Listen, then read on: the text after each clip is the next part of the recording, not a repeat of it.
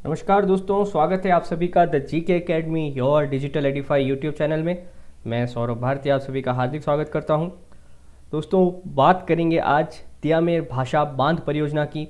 13 मई 2020 को चीन तथा पाकिस्तान के मध्य इस बांध के निर्माण कार्य को लेकर एक समझौता हुआ है और अब इस बांध का निर्माण जो है वो भारत, चीन तथा पाकिस्तान के मध्य जो कूटनीतिक और राजनीतिक संबंध है उनको ज़रूर प्रभावित करेगा, क्योंकि इस बांध का निर्माण कार्य किया जा रहा है गिलगित बाल्टिस्तान क्षेत्र में, जो भारत और पाकिस्तान के मध्य विवादित है। तो आगे आने वाले वर्षों में यह बांध का निर्माण कार्य चर्चा का विषय भी रहेगा और हमारे एग्ज़ाम के दृष्टिकोण से भी महत्वपूर्ण रहेगा। तो आइए इसके बारे में जो भी महत्वपूर्ण बातें हैं उनके ऊपर हम चर्चा करते हैं। चर्चा शुरू करने से पहले मैं आपको बता दूं, अगर आप कांस्टेबल, पटवार, रीट, आरएस, एसआई जैसे एग्ज़ाम्स की तैयारी कर रहे हैं तो आपके लिए ये मेरे लेक्चर्स बड़े उपयोगी रहेंगे।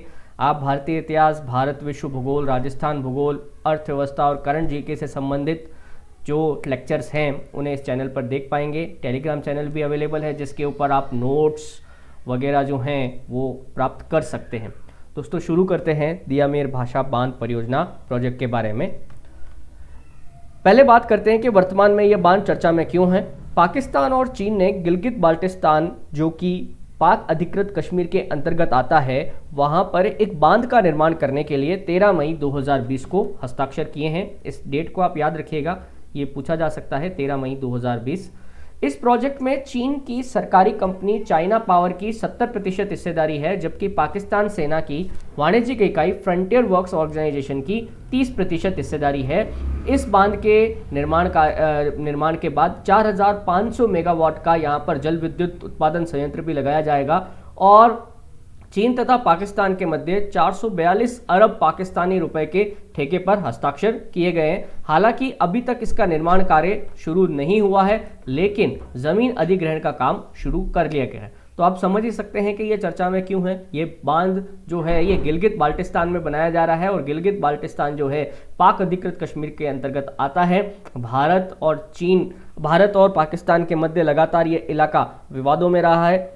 पाकिस्तान इस पर अपना हक जताता रहा है और अभी इलीगली उसी के अंडर में या उसी के ऑक्यूपेशन में आता है।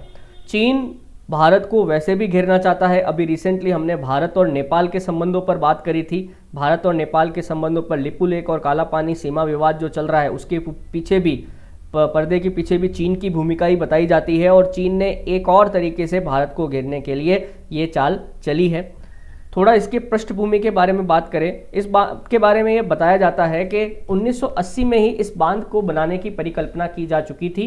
1998 में जब नवाज शरीफ प्रधानमंत्री थे तो उन्होंने इस बांध के निर्माण को मंजूरी दी थी, परंतु क्योंकि उस समय वित्तीय संकट उत्पन्न हुआ था और अंतर्राष्ट्रीय स्तर पर कोई मदद नहीं मिली तो उन्हें इस बांध के प्रोजेक्ट से पीछे हाथ खींचने पड़े। 2006 में जब सत्ता जनरल परवेज मुशर्रफ के पास थी तब उन्होंने फिर से इस बांध के निर्माण कार्य की मंजूरी दी, परंतु वो भी इस बांध को जो है बांध के निर्माण कार्य के लिए फंड नहीं जुटा सके। इसके बाद जो है 2010 में काउंसिल ऑफ कॉमन इंटरेस्ट से इसके निर्माण कार्य की अनुमति मांगी गई, जिसने निर्माण की अनुमति तो दी, परंतु फिर से फंड जुटाने के लिए कोई भी जो बड़ी ऑर्गेनाइजेशन है, अंतर्राष्ट्रीय ऑर्गेनाइजेशन है, वो तैयार नहीं हुई। पाकिस्तान ने विश्व बैंक से भी इसी समय मदद मांगी थी, परंतु विश्व बैंक ने कहा कि क्योंकि आप ये डिस्प्यूटेड टेरिटरी में बना रहे हैं, इस वजह से आपको भारत से पहले नो ऑब्जेक्शन सर्टिफिकेट लेना होगा, परंतु पाकिस्तान ने ऐसा करने से मना कर दिया। एशियन डेवलपमेंट बैंक यानी एडीबी से 2016 में मदद मांगी गई थी, परंतु फिर से गिलगित बाल्टिस्तान विवादित स्थान होने के कारण एडीबी ने भी आर्थिक मदद देने से इनकार कर दिया था। इसके बाद जुलाई 2018 में पाकिस्तान के सुप्रीम कोर्ट ने डैम के लिए चंदा जुटाने के लिए एक फंड का निर्माण किया और आम जन से ये अपील करी कि आप जो है इस फंड के अंदर दान दें ताकि हम इस बांध को बना सकें। इसके बाद जो है चीन भूमिका में आता है। चीन ने पाकिस्तान से कहा भी था इससे पहले, अब इस समझौते से पहले, कि अगर पाकिस्तान चाहे तो one belt one road project के तहत इस बांध को बनाया जा सकता है। दोस्तों, वन बेल्ट वन रोड आप जानते होंगे शायद, चीन जो है यह एशियाई और यूरोपीय देशों के मध्य जो है रेल और सड़क मार्गों का एक जाल बिछा रहा है, जिससे उसने one belt one road initiative नाम दिया है। इसी के अंतर्गत जो है चीन ने पाकिस्तान में ग्वादर बंदरगाह तक जो है गिलगित बाल्टिस्तान से जाती हुई एक सड़क का निर्माण कार्य भी करवाया है, जो गिलगित बाल्टिस्तान से पाकिस्तान के ग्वादर बंदरगाह को जोड़ती है और आगे ये चीन के इलाकों तक जाती है। इस वजह से उस समय भी चीन ने इस बांध में भी निवेश करने के लिए तैयारी कर दी थी, परंतु पाकिस्तान उस समय इस बांध को बनाने के लिए तैयार नहीं हुआ। लेकिन अब परिस्थितियां बदल गई हैं। पिछले कई वर्षों से 2019 के जो लास्ट क्वार्टर है तब से लेके 2020 का जो ये शुरुआती चरण, शुरुआती 6 महीने हैं, अर्थव्यवस्था पूरे विश्व की लगातार मंदी में थी। उसके बाद जनवरी से ही जो है विश्व कोरोना वायरस की चपेट में था। पाकिस्तान भी इससे अछूता नहीं है। वहाँ पर इस कोरोना वायरस आपदा के कारण जो है भयंकर तरीके से बेरोजगारी उत्पन्न हुई है। वैसे ही पाकिस्तान वित्तीय और आर्थिक प्रतिबंधों से जूझ ही रहा था। वित्तीय स्थिति उनकी कुछ ठीक नहीं है, अर्थव्यवस्था काफ़ी दबाव में है, महंगाई आसमान छू रही है। ऐसी स्थिति में पाकिस्तान ने अब इस बांध को लेकर चीन के साथ समझौता कर लिया है। जनवरी 2019 में ही करीब 32,000 एकड़ ज़मीन का अधिग्रहण कर लिया गया था। इसमें से 31,977 एकड़ जो है वो गिलगित बाल्टिस्तान क्षेत्र में पड़ती है, जबकि मात्र 162 एकड़ का जो हिस्सा है वो खैबर पख्तूनवा में है। ये खैबर पख्तूनवा जो है ये पाकिस्तान के 4 प्रांतों में से एक है। पाकिस्तान के बेसिकली 4 प्रांत हैं, जैसे अपने हैं ना 28 राज्य, वैसे उनके 4 प्रांत हैं। एक है ये खैबर पख्तूनवा जो बिल्कुल पाकिस्तान अफगानिस्तान का जो उत्तरी बॉर्डर है वहाँ पर लगता है। एक है सिंध, एक है बलूचिस्तान और एक है पंजाब। तो ये 4 प्रांत हैं। और ये गिलगित बाल्टिस्तान जो है ये भारतीय क्षेत्र पड़ता है, जिसमें आप देखेंगे तो लगभग इस बांध का 86% हिस्सा पड़ रहा है, जबकि मात्र 162% हिस्सा जो है वो पाकिस्तान की तरफ जो खैबर पख्तूनवा वाला प्रांत है उसमें पड़ता है। तो ऑब्वियस ही बात है कि ये एक तरह से गिलगित बाल्टिस्तान क्षेत्र में ही बनाया जा रहा है। गिलगित बाल्टिस्तान क्षेत्र में चीन पहले ही घुसपैठ कर चुका है, और अगर इस तरह से अगर पाकिस्तान ने भी यहाँ पर ये बांध बनाने में सफलता हासिल कर ली तो ज़रूर ही ये गिलगित बाल्टिस्तान वाला क्षेत्र जो है ये भारत की गिरफ्त से बहुत दूर हो जाएगा, भारत की पकड़ से दूर हो जाएगा। बांध की विशेषताओं के बारे में बात करें तो इस बांध की ऊंचाई जो है वो 272 मीटर बताई जा रही है, और लगभग 8 मिलियन एकड़ फुट जल इकट्ठा करने लायक एक जलाशय का यहाँ पर निर्माण किया जाएगा। दुनिया का ये सबसे ऊंचा आरसीसी का बांध होगा। आरसीसी मेरे ख्याल से आप समझते ही हैं। इस बांध के अंदर 14 गेट, एक स्लिपवे और गाद को बाहर निकालने के लिए 5 आउटलेट होंगे। पुल का निर्माण बांध के ढांचे के नीचे के प्रवाह की ओर किया जाएगा। इस प्रकार से इसका कंस्ट्रक्शन किया जाएगा। लगभग 14 बिलियन अमेरिकी डॉलर की कुल वित्तीय परिव्यय बांध की परियोजना 2028 में पूरी होने की संभावना है। इस बांध के अंदर एक मुख्य बांध, उसके अलावा एक जल डाइवर्जन प्रणाली, इस डाइवर्जन प्रणाली में 2 सुरंगें बनाई जाएंगी, जिसमें एक डाइवर्जन नहर भी शामिल होंगी। बेसिकली क्या है, जब बांध बनाया जाता है ना तो उसका पानी, नदी का पानी पहले डाइवर्ट करना पड़ता है, फिर तभी जगह खाली होती है, फिर वहाँ बांध बनाते हैं, तो इसी को डाइवर्जन प्रणाली कहते हैं। फिर एक एक्सेस ब्रिज और 4500 मेगावाट जल विद्युत परियोजना का निर्माण किया जाएगा। तो आप देख सकते हैं इस स्टैटिक्स से ये बहुत ही बड़ी परियोजना है जिसके ऊपर पाकिस्तान काम कर रहा है। पाकिस्तान के लिए ये मच नीडेड परियोजना है, क्योंकि पाकिस्तान में पिछले आप समझिए कि लगभग 30 वर्षों से किसी कोई नए बांध का निर्माण हुआ ही नहीं है। पाकिस्तान के जो डैम है, तरबेला डैम और सलमा डैम, वो भी जो हैं वो बहुत ही पुरानी अवस्था में है। खास करके तरबेला डैम जो सिंध नदी पर बनाया गया है उसके ऊपर दबाव इतना ज़्यादा है कि वो उसकी जो अंतिम रूप से जो नहरें हैं उनमें लास्ट पॉइंट तक पानी भी नहीं पहुंचता है। तो पाकिस्तान के लिए इस दियामर बाशा डैम की बहुत ज़्यादा डिमांड है। इस बांध के निर्माण से पाकिस्तान को क्या लाभ होंगे अगर अपन देखें तो सबसे पहली बात तो जो है पुराने बांध, खास करके जो मैं बोल रहा था अभी तरबेला बांध, उसके ऊपर लोड कम होगा और उसकी एज बढ़ेगी, कम से कम उसकी आयु 35 वर्ष तक बढ़ने की संभावना है। इस बांध के बन जाने से पाकिस्तान में जो बाढ़ की संख्या है उसमें भीषणता जो है उसमें कमी आएगी। ये सिंधु नदी जो है जब भी बारिशों वगैरह का दौर आता है तो उसमें बड़ी बाढ़ आती है सिंधु और उसकी सहायक नदियों में, इस वजह से, और पाकिस्तान में कोई बड़ा बांध है नहीं तो ये पानी जो है बांधों में जो छोटे बने हुए हैं उसे भी छोड़ना पड़ता है, आगे बाढ़ की स्थिति पैदा हो जाती है। लगभग हर 2-3 साल में ऐसा हो जाता है। सिंधु बेसिन सिंचाई प्रणाली में जो सिंचाई की व्यवस्था है वो उत्तम हो जाएगी, खासकर पंजाब राज्य में इससे बहुत फायदा होगा। इस परियोजना से अर्थव्यवस्था के सभी क्षेत्रों में विकास को गति मिलेगी। पानी, स्वच्छ ऊर्जा के अलावा रोजगार के अवसर भी उपलब्ध होंगे।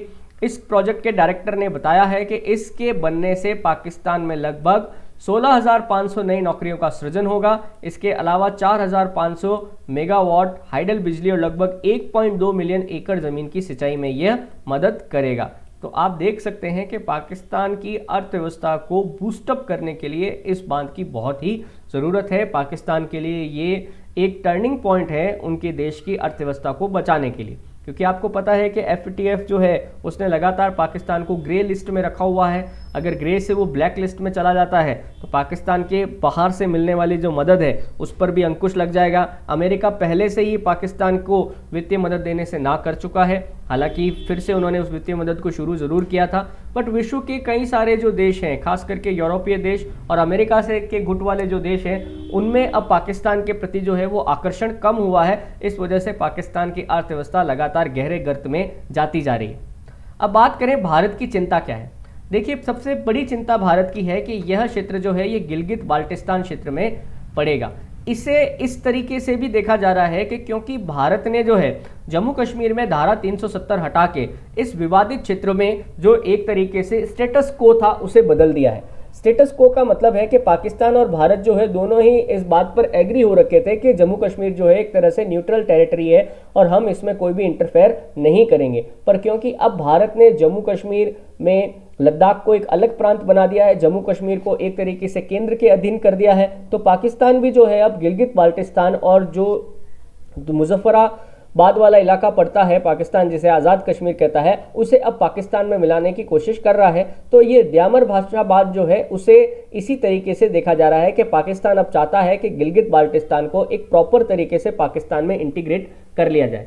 साथ ही साथ चीन का इसमें यह है कि चीन अगर इस प्रोजेक्ट में इंटरफेयर कर रहा है, इसमें मदद कर रहा है, तो इसका सीधा सीधा मतलब यह है कि चीन ने जो गिलगित बाल्टिस्तान में वन बेल्ट वन OBOR के तहत, मतलब one belt one road project के तहत जो चाइना पाकिस्तान इकोनॉमिक कॉरिडोर बनाया था, उसके अंतर्गत अब वो गिलगित बाल्टिस्तान में किए गए अपने निर्माण कार्य को लेजिटिमेट ठहरा सकेगा। मतलब वो सब ठहरा सकेगा कि क्योंकि भाई ये तो पाकिस्तान का ही भाग था, इस वजह से मेरे द्वारा किया गया निर्माण कार्य गलत नहीं है। जम्मू कश्मीर क्षेत्र में चीन लगातार दखल कर रहा है। आप अगर जम्मू कश्मीर का मैप देखेंगे तो लद्दाख वाली तरफ से पूरी तरफ से चीनी फौज बैठी है। अगर ये गिलगित बाल्टिस्तान की तरफ भी चीनी फौज आ गई तो आप देखेंगे कि लगभग 3 तरफ से जम्मू कश्मीर और लद्दाख वाला जो इलाका है वो चीन की फौज से घिर जाएगा। भारत और पाकिस्तान मध्य जो सिंधु नदी घाटी जल समझौता है उसमें चीन तीसरा पक्षकार बनने की कोशिश लगातार कर रहा है ताकि वो पाकिस्तान को अंतर्राष्ट्रीय स्तर पर मदद पहुंचा सके। हालांकि ऐसा बहुत मुश्किल है, परंतु चीन लगातार ये बात कई बार अंतर्राष्ट्रीय प्लेटफॉर्म पर उठा चुका है कि जैसे सिंधु नदी है उसका उद्गम तिब्बत क्षेत्र से होता है, ऐसे ही जो सतलुज नदी है उसका भी उद्गम तिब्बत क्षेत्र से होता है। इस वजह से जो है इन नदियों के अंदर भारत और पाकिस्तान के अलावा चीन को भी एक पक्षकार बनाया जाए और चीन को भी इन नदियों के पानी का प्रयोग करने की अनुमति दी जाए। हालांकि अभी तक इस बारे में कोई डेवलपमेंट नहीं हुआ है। ये एक चित्र है जिससे आप इसकी लोकेशन को बहुत अच्छी तरीके से समझ सकते हैं। ये द्यामर भाषा डैम साइट जो है ये नंगा पर्वत के बहुत पास में है और बिल्कुल गिलगित बाल्टिस्तान के अंदर ही पूरी तरह से पड़ती है। अगर थोड़ा और क्लियर एक मैप में आपको बताऊं तो ये थोड़ा ठीक रहेगा। ये जो है गिलगित बाल्टिस्तान का एक गांव है चिल्ला से पास में ही है ये दियामेर जिले का नाम है और ये जो भाषा है ये गांव का नाम है। ठीक है, तो आप देखेंगे कि अधिकांशतः जो इस बांध का निर्माण किया जा रहा है वो गिलगित बाल्टिस्तान में किया जा रहा है। खैबर पख्तूनवा के अंदर तो इसका बहुत ही छोटा सा पार्ट आ रहा है। तो बात करते हैं कि अब इसका निष्कर्ष क्या है, क्योंकि ये समझौता तो हो चुका है। देखिए, फिलहाल तो स्थिति यह है कि पूरे विश्व का ध्यान अभी तो कोविड-19 की तरफ है। सारा विश्व जो है अभी तो इस कोरोना वायरस से निपटने में ही उलझा हुआ है। परंतु आप देखें रिसेंट एक्टिविटीज़ तो चीन जो है वो लगातार अपनी गतिविधियां भारतीय सीमाओं पर बढ़ा रहा है। नेपाल भी, क्योंकि वहाँ पर कम्युनिस्ट सरकार है तो उसको भी चीन का समर्थन हासिल है। पाकिस्तान और चीन की दोस्ती किसी से छिपी हुई नहीं है। तो पाकिस्तान और चीन जो है इस समय पूरे विश्व का ध्यान जो है कई सारे मुद्दों से भटका कर इस मौके का फ़ायदा उठाकर इस कार्य को अंजाम देना चाहते हैं। जैसे चीन इस मुद्दे से भटकाना चाहता है विश्व को कि कोरोना वायरस को फैलाने में चीन का हाथ है। दूसरी तरफ पाकिस्तान जो है FATF के मुद्दे से तथा भारत के अंदर जो आतंकवादी गतिविधियां हो रही हैं उनके मुद्दे से ध्यान को भटकाना चाहता है। अब जो भी बात है, फिलहाल तो निष्कर्ष यही है कि भारत ने अभी भी झेलम, चिनाब और सिंधु के अंतर्गत जो उसको पानी का उपयोग करने का अधिकार मिला हुआ है, उसका अभी तक उसने पूरी तरह से उपयोग नहीं किया है। इसका मतलब क्या है, भारत और पाकिस्तान के मध्य जो सिंधु नदी घाटी जल समझौता 1960 में किया गया था, उसमें क्या किया गया था, 80-20 का रेशियो रखा गया था। इसका मतलब यह है कि जो उत्तर से की 3 नदियां हैं ऊपर की, सिंधु, झेलम और चिनाब, उनके 80% का प्रयोग पाकिस्तान का करेगा, जबकि 20% का प्रयोग भारत करेगा। और नीचे वाली जो 3 नदियां थी, रावी, व्यास और सतलुज, उसमें था कि 80% भारत उपयोग करेगा और 20% वो पाकिस्तान के लिए छोड़ेगा। तो बात यह है कि हमने हमारी जो नीचे वाली 3 नदियां उस पर तो बांध बना भी रखे हैं, मतलब रावी, व्यास और सतलुज पे, परंतु सिंधु, झेलम और चिनाब जो हैं उनके अंतर्गत उनके ऊपर जो 20% पानी के अधिकार भारत को मिले हुए हैं, उन पर अभी तक कोई खास काम हुआ नहीं है। कुछ बांध बनाए भी गए हैं पर उनकी क्षमता कम है, जैसे बगलियार बांध परियोजना है, किशनगंगा डैम प्रोजेक्ट है, जो विवादों में भी रहे हैं। तो भारत को सबसे पहले तो इस मुद्दे को उठाना चाहिए कि हमने भी अभी तक इस प्रकार से, क्योंकि विवादित एरिया है तो निर्माण कार्य नहीं किया है, तो आप कैसे कर सकते हैं।